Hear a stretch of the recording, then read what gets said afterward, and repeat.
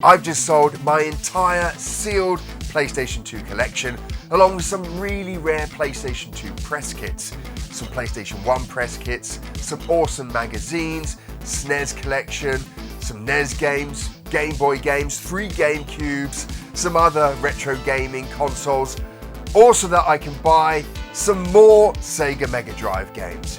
It's time for another collector's edition. My name's Mike, and this is the Retro Gamer Boy Show.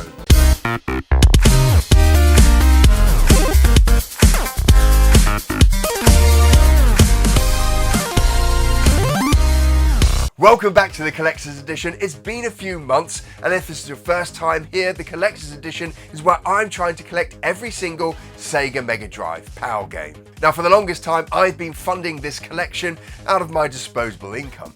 But times are hard for all of us, and I can't really justify spending money on 90s plastic. And so I've been selling off parts of my games collection, and lately I just sold off my complete, well, nearly complete, I kept hold of a few gems, sealed PlayStation 2 games.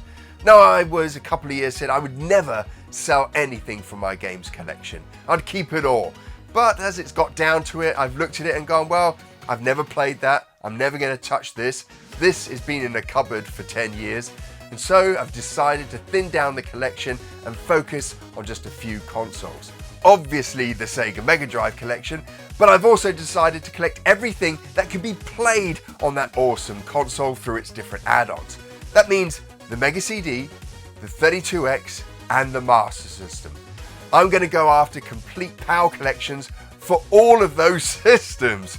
It's going to take me a long time, but I've really enjoyed collecting for the Sega Mega Drive, and I'm getting close-ish to the end of that journey. Now, in today's Collector's Edition, we have 26 games to get through and some awesome peripherals, which I absolutely loved back in the day. So let's jump in to all of these games that I've managed to pick up over these last few months.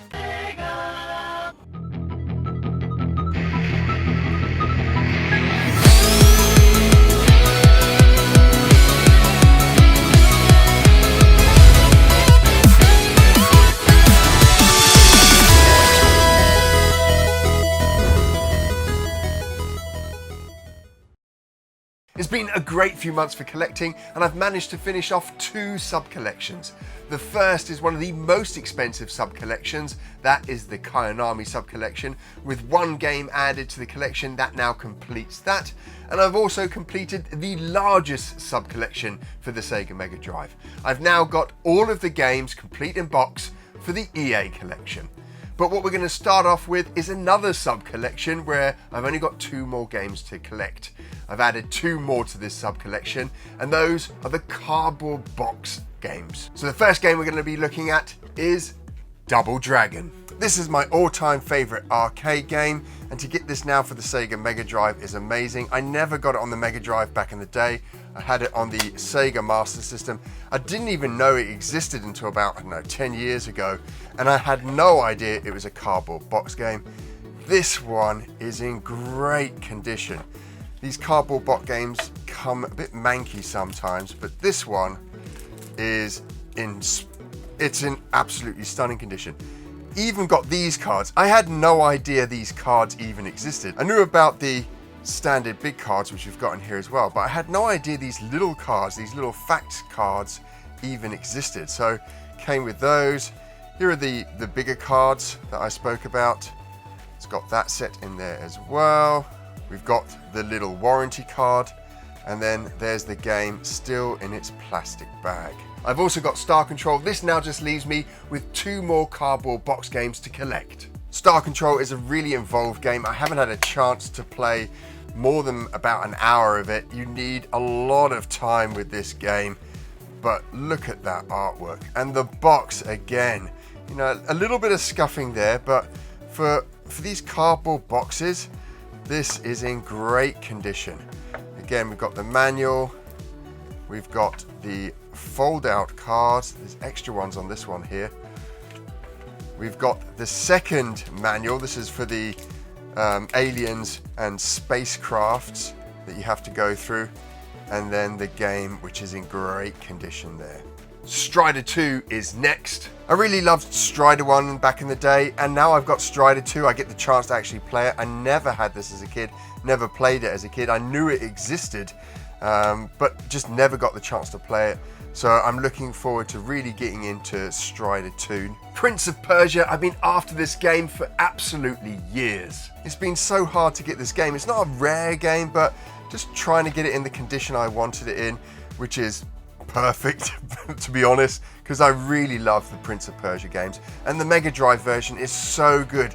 It's got a great animated intro into it, and some of the artwork in it is just amazing. Love this game. The gameplay was so good. Crash Test Dummies, I never owned it back in the day, so it's awesome to get this and try it out. First time owning Crash Test Dummies, first time playing Crash Test Dummies. It's a fun sort of platformy game where your body parts fall off as you get hit. They're essentially your lives, 2 legs, 2 arms, and then your body, once those are all gone, that's all your lives essentially gone. But really nicely animated actually. The levels are pretty simple, but overall not a bad little game. 𝗏𝗵𝗄𝗃 𝗵𝗺𝗃. Now this has been floating around £100 for the last couple of years. The market has seen a bit of a dip over the last few months, and I managed to get this complete in box in great condition for £50. I've been trying to get this for the longest time, but it's always been expensive, always over 100, and never in great condition. This one's in pretty decent condition, but I got this on eBay for £50 of all places. So maybe there's a bit of a change happening in the market there. But a fun platformer. I was hugely surprised by this game actually.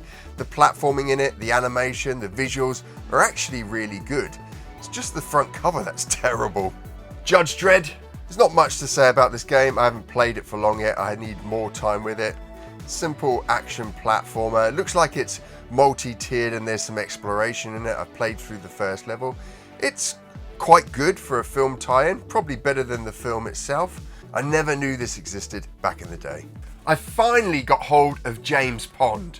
I have no idea why. It's a game that sold relatively well. It spawned 3 sequels, but trying to find James Pond, even loose cart, it was impossible. I have no idea why. It felt at times rarer than trying to get hold of something like Alien Soldier. I've been putting this off for a while, but Batman Forever is in the collection. Now this game, I'm pretty sure, did sprite tracing over Mortal Kombat, because the sprites are pretty much this, well, not the same, but the animation is the same as Mortal Kombat, and I think it's the same studio that created it, or at least the same art team that created it. Visually it's not bad. Gameplay, it's a little lackluster, but I've added it to the collection and it's in stunning condition. The awesome Ranger X, I'm so glad to now add this to the collection. I love this game. I'm so glad it's in the collection now. I love this game. My friend had it, I never had it. Such an amazing game. Had so much fun back in the day playing it. I've sunk a good 3 hours into it. Got to, I think, to the 3rd level on it. A little bit hard in places, but just so good. I love the different mechanics in it, the combat mechanics, and the traversal systems they have as well. Absolutely genius. Spider-Man and X-Men.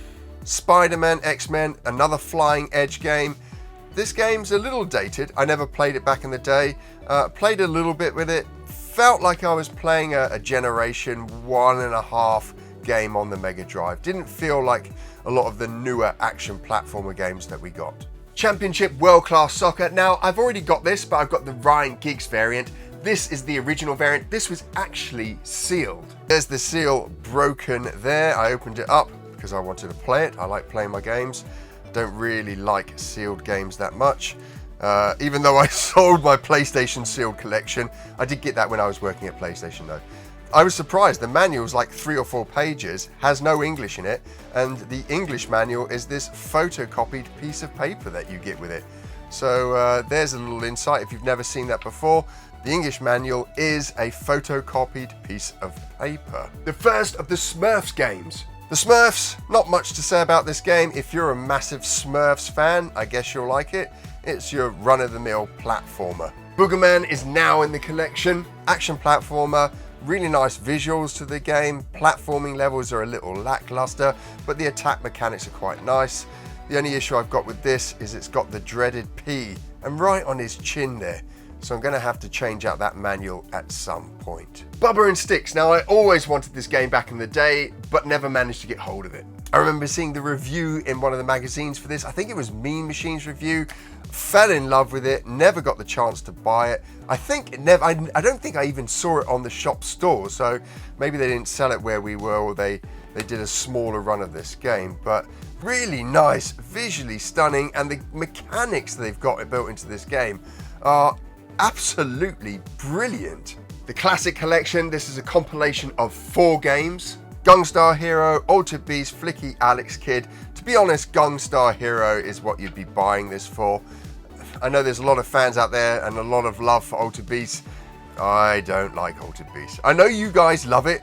I don't like it. I like the arcade version, and it was a decent port to the Mega Drive, but I just can't get on with it. Alex Kidd is good, 𝗵𝗺𝗃𝗃 is not good. I don't like 𝗵𝗵𝗃𝗃 either. But I think if you were buying this back in the day, or if you're buying it now, then Gunstar Heroes is what you want it for, because this collection here is cheaper than actually buying Gunstar Heroes. Art of Fighting. This has been in my most wanted wish list for the longest time. I love the visuals in this game, so arcadey. Again, a Neo Geo port to the Sega Mega Drive that was just done so expertly, and this is in absolutely pristine condition. I love the Neo Geo games that came to the Mega Drive. They did an amazing job with their ports, a lot better than they did with the Super Nintendos. And the sprites are huge, rich colors in there as well. And it's just a must-have Sega Mega Drive game. It's hard, but still a must-have Sega Mega Drive game. Sunset Riders is the game that completes my Konami collection. And it's one of my all-time favorite arcade games as well. Now, this is different from the arcade. It's spiritually the same, but has longer levels, structure is different. Not all the gameplay and platform gameplay makes it over. The Super Nintendo version is a lot closer, but the Super Nintendo version is also an exclusive. So whilst this game had a smaller cart, which accounts for some of the limitations that the game has, Konami also couldn't go ahead and just re-release the arcade version on the Mega Drive. They had to do something different because of that exclusive for Nintendo. 𝗵𝗺𝗶𝗴 Baseball from Australia completes the EA collection. And you can see here we've got the Australian ratings board sticker on the front here, and we've also got a barcode that goes across the US barcode here. So this is the Australian barcode here for this game. Box is a little damaged, but really hard to get hold of. In fact, I thought I'd finished off my Sega Mega Drive EA collection until I just did a little bit more research to make sure I had everything in there. And that's when I discovered that, nope, there was another game that came out in Australia that got that sticker on the front there that made it a PAL release. Time Killers, and it's quite possibly the worst beat 'em up I have ever played on the Sega Mega Drive. I mean, it's terrible. I mean, 10 out of 10 for the front cover. This front cover is awesome. Looking at it, you're thinking, yeah, this is a good game. No, it is terrible. I mean, the arcade game was average, but this is terrible. Now I'm going to do a video on fighters, and I think I might do it on some of the worst fighters that you can buy for the Mega Drive and Genesis, and this is definitely going to be in here. And the last of the Sega Mega Drive games, Justice League. Now for some reason I thought Justice League was another platform, an action platformer like all the other superhero games, but it's not, it's a fighter, and actually not a bad fighter. It's a pretty good fighter. There's some great mechanics in there. The fighters are well drawn, big sprites on the screens, some nice backgrounds in there. It's not the best one, but it sits solidly in the middle of the fighting genre. So like I said, I've decided to collect for the Sega 32X and for the Mega CD.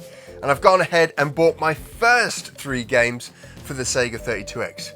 But Mike, I hear you say, you've had a 32X for years. Yep, I've had loads of them, but I sold off my entire 32X collection about 15 years ago, probably for something stupid to buy an Xbox or a PlayStation.